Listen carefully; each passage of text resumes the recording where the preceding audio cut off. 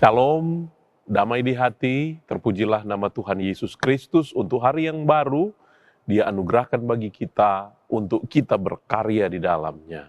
Untuk itu kita memohon tuntunan Tuhan, mari kita berdoa untuk pembacaan firman-Nya. Bapa di dalam sorga, kami bersyukur untuk hari yang baru yang Engkau beri, di mana ada pengharapan di dalam Tuhan Yesus untuk kami beraktivitas di dalam segala situasi hidup yang bisa kami jumpai. Semuanya bisa berubah, tapi Engkau ya Tuhan tak pernah berubah lewat firman Tuhan yang terus Engkau sampaikan di dalam perkenanan-Mu. Saat ini kami pun akan membaca dan merenungkan firman, berkenanlah bagi kami dan berfirmanlah di dalam nama Yesus. Amin. Dengarkanlah firman Tuhan, Habakuk pasal 2 ayatnya yang pertama, Habakuk 2 ayat 1, begini firman Tuhan. Aku mau berdiri di tempat pengintaianku dan berdiri tegak di menara. Aku mau meninjau dan menantikan apa yang akan difirmankannya kepadaku dan apa yang akan dijawabnya atas pengaduanku. Ibu bapak, saudara yang dikasihi oleh Tuhan, saya pernah ataupun Anda mungkin pernah menonton film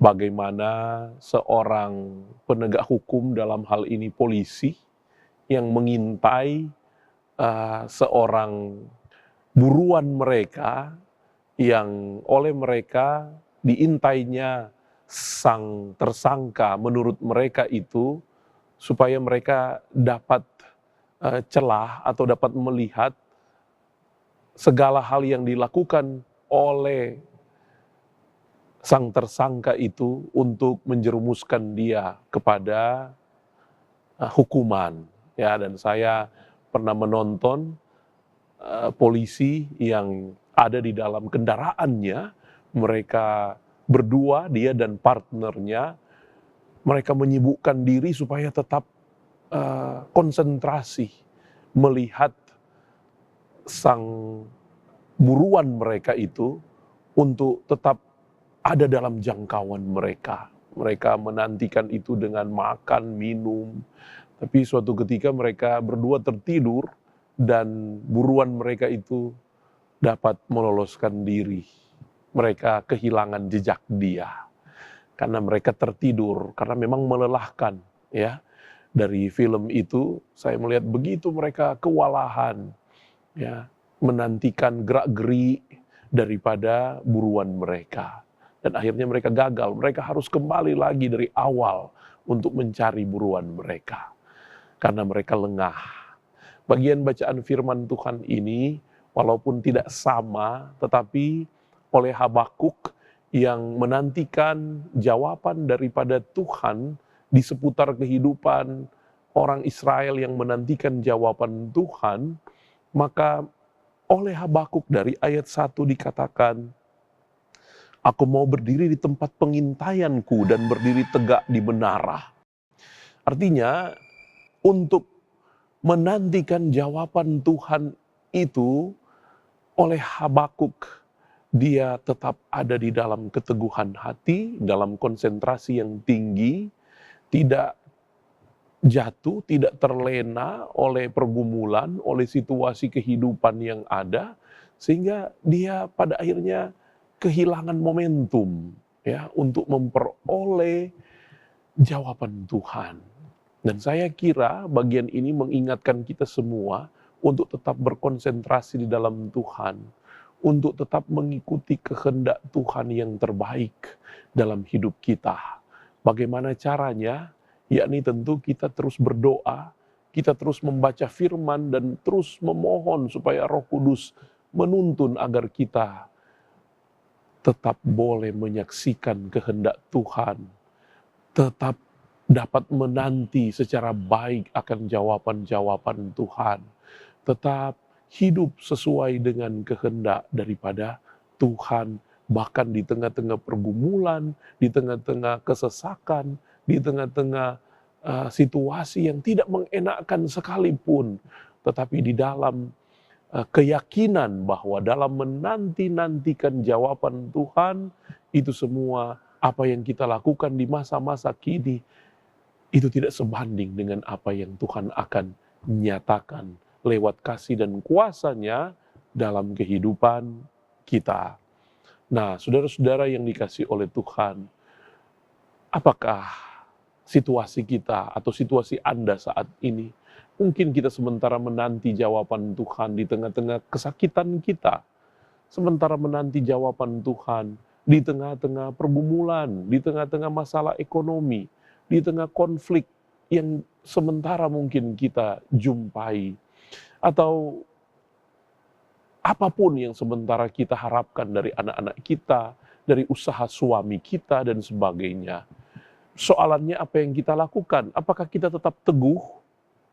Apakah kita tetap tegak sebagaimana kata Habakuk dari bagian ini, teguh dan tegak di dalam Tuhan, atau kita mulai mencoba hal-hal yang opsi-opsi yang lain di luar kehendak Tuhan? Kita mulai mengusahakan apa yang menurut kita baik, yang walau tidak sesuai kehendak Tuhan. Sebab ada saja orang yang sakit karena begitu beratnya tanggungan hidup, dia mulai mencari opsi-opsi di luar Tuhan. Pergi kepada orang pintar, pergi kepada orang-orang yang dia anggap menurut kesaksian orang yang lain itu memberi kesembuhan.